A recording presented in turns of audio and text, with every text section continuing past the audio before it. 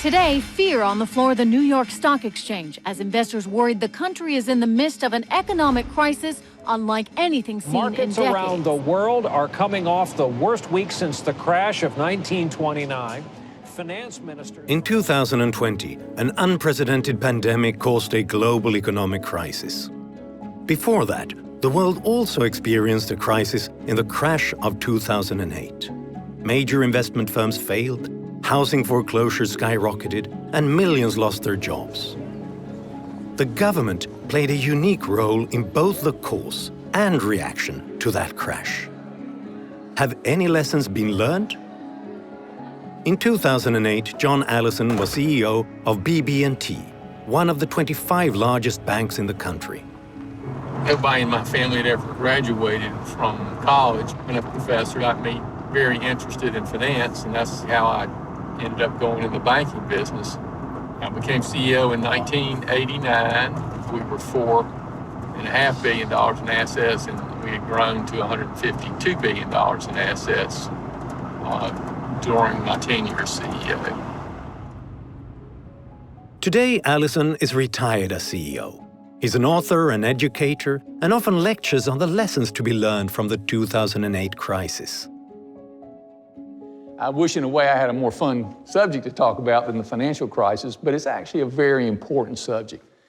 Whether you know it or not because of your age, I am sure it had an impact on your family and your family's friends. It was a dramatic event, a very dramatic event.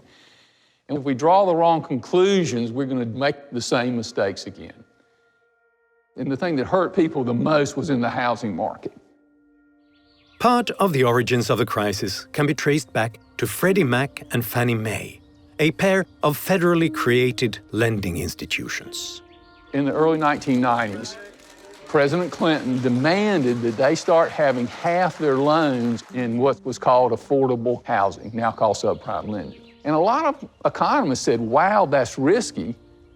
With the backing of government lenders and financial institutions, banks dramatically increased their number of subprime loans given to people with low credit ratings.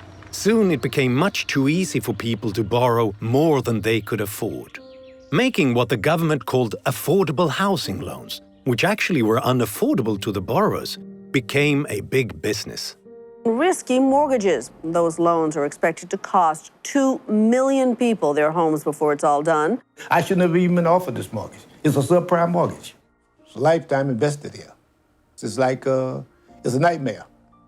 Predictably, as more money came into the housing market due to the subprime loans, housing prices went up. So the prices got so high, they had to break. And when they broke, is when the big correction happened. This morning at the opening bell, the Dow took a steep dive in what seemed for a time like near panic selling. In 2008, we really needed an economic correction because we'd overinvested in housing.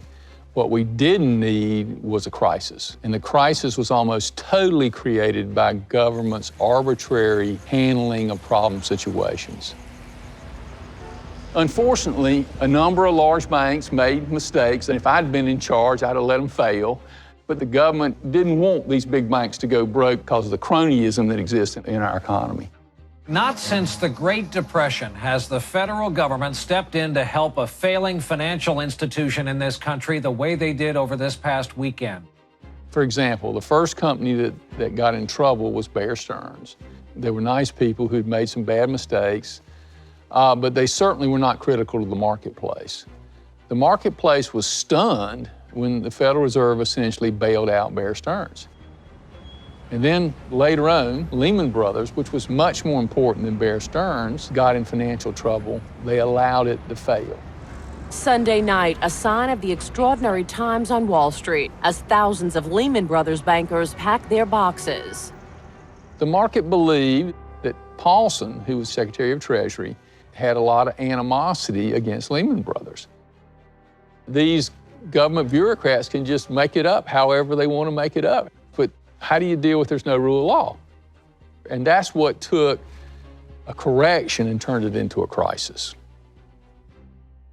Government interventions became chaotic. Wachovia was essentially taken over by the Federal Reserve and sold to Citigroup.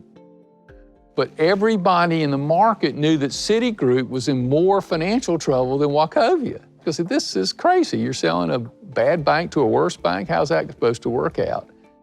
And a few days later, they ended up selling Wachovia to Wells Fargo. They just reneged on a legal contract they had signed with Citigroup. They just said, sorry, we're out of it. The American taxpayer has been asked to take on a big burden all at once, $700 billion to shore up a financial system on the verge of collapse. A lot of people have heard about what's called the bank bailout. It's technically called the TARP program. The reason healthy banks were forced to take TARP is Bernanke, who was head of the Federal Reserve, was afraid that if he just bailed out the bad banks, that would mark those banks. So he very much wanted the healthy banks to participate, so it looked like a bailout of the industry instead of a bailout of banks. And the good banks, like BB&T, would be painted with the same brush as the bad institutions. All banks were forced to take a bailout loan from the government, whether they needed it or not. This policy hid which banks had made poor financial decisions. In BB&T's case, we didn't need the money.